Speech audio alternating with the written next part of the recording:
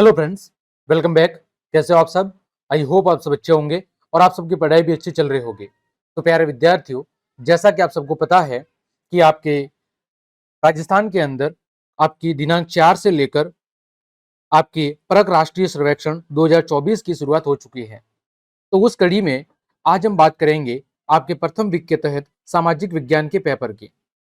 ये आपके लगभग 1 से 1.5 महीने तक चलेगा। लगभग 4 वीक का प्रोग्राम है जिसमें आपकी तैयारी का आकलन किया जाएगा कि राजस्थान में बच्चों का स्तर क्या है पढ़ाई का। तो यहाँ पर हम आपकी कक्षा 9 के सामाजिक विज्ञान के प्रथम सप्ताह के पेपर को आज हम सॉल्व करना सीखेंगे।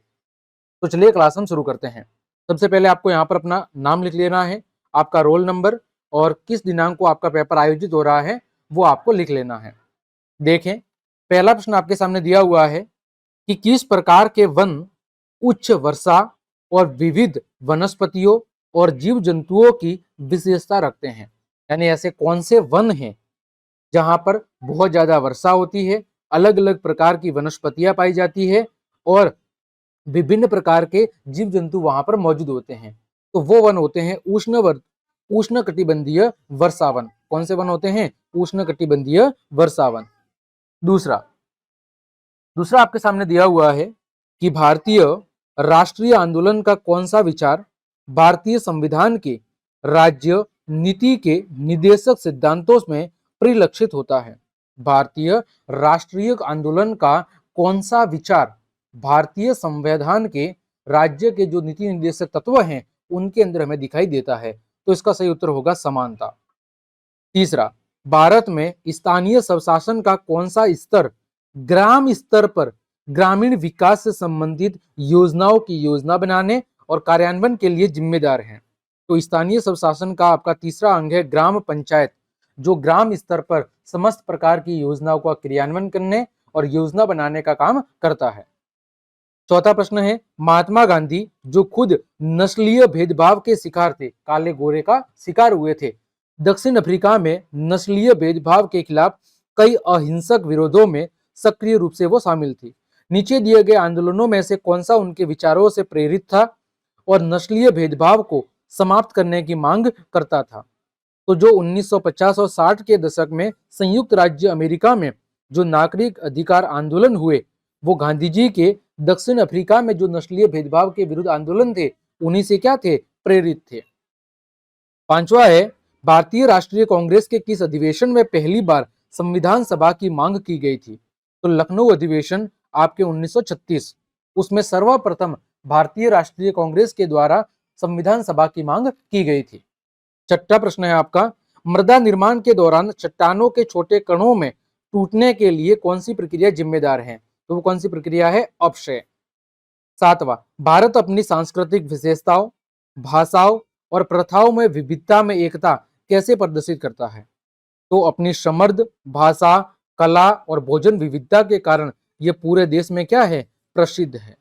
ठीक, आगे बात करें। आठवां, भारत का कौन सा पहलू उसकी विभिन्न स्थलाकृति और जैव विविधता को प्रदर्शित करता है?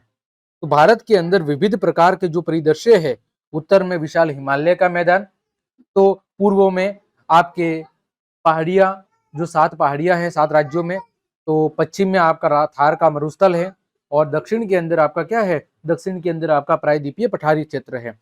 तो विविध प्रकार के जो ये परिदृश्य है, यही भारत में विभिन्न स्थलाकृतियों और जैव विविधता को प्रदर्शित करते हैं। नौवां, निम्नलिखित में से कौन समाज में बड़े बदलावों के बावजूद मानव समाज में कुछ विश्वासों, रिश्तों, प्रथाओं और गतिविधियों के निरंतर प्रचलन के तत्वों को मान्यता देता है? तो जो सांस्कृतिक निरंतरता है वो इन चीजों को अभी भी मान्यता देती है कि हम अभी भी अपनी पुरानी संस्कृति को बनाए हुए हैं। 19वीं और 20वीं शताब्दी के दौरान विश्व में औद्योगिकरण और कारखानों के प्रसार का सबसे प्रमुख कारण क्या था? तो शहरों का तेजी से हो रहा विकास। 11वां, लोकतंत्र में सार्वभौमिक वयस्क मताधिकार किन कारणों से महत्वपूर्ण है? संविधान में निहित समानता के सिद्धांत की वजह से, एक सच्चे और वास्तविक लोकतंत्र की स्थापना के लिए, प्रत्येक वयस्क नागरिक को स्वतंत्र मताधिकार के लिए, उपरोक्त सभी। तो उपरोक्त सभी कारणों से। 12वां, सर्वप्रथम एमडीएम, एमडीएम मतलब मिड डे मील, जो पहली से 8वीं तक के बच्चों को विद्यालय में फ्री खाना मिलता है, वो सबसे पहले कौन से राज्य में योजना लागू की गई थी? तो तमिलनाडु में। 13वां, मगध साम्राज्य किन दो नदियों के मध्य स्थित है? तो गंगा और सोन नदियों के मध्य मगध साम्राज्य स्थित था। 14वां, उन वंशों के युग्म को छांटिए जिनके मध्य त्रिपक्षीय संघर्ष हुआ था।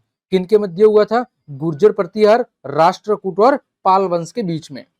15वां, पीने का जल, सांस लेने के लिए वायु, खाने के लिए भोजन और रहने के लिए भूमि, ये सब कौन प्रदान करता है?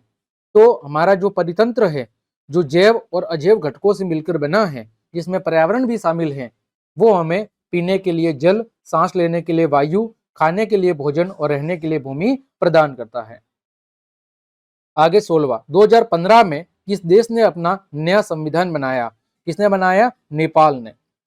17वां है, जेम्स मिल ने अपनी पुस्तक history of British India Bharat के इतिहास को कितने कालखंडों में बांटा था? कितने कालखंडों में? तो 3 में। आपके विद्यालय में मानव निर्मित संसाधन नहीं है, जो मानव के द्वारा बनाया हुआ नहीं है, तो विद्यालय परिसर में लगे जो पेड़ पौधे हैं वो मानव के द्वारा निर्मित नहीं है।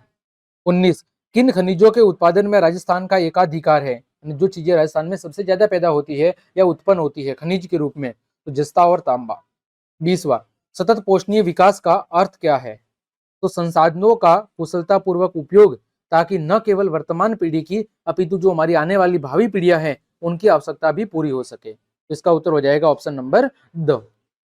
तो प्यारे विद्यार्थियों, इस तरह हमने आपके सामाजिक विज्ञान के पेपर को बहुत अच्छे से डिस्कस कर लिया है। उम्मीद करता हूं सभी प्रश्नों का उत्तर आपको बहुत अच्छे समझ में आ गया होगा। तो क्लास देखने के लिए आप सभी का धन्यवाद। यदि आपको मेरी क्लास और ये मेहनत पसंद आई है तो फिर लाइक, कमेंट, शेयर और सब्सक्राइब जरूर करें। मिलते हैं अगली क्लास में, तब तक के लिए आप सबको जय हिंद, जय भारत।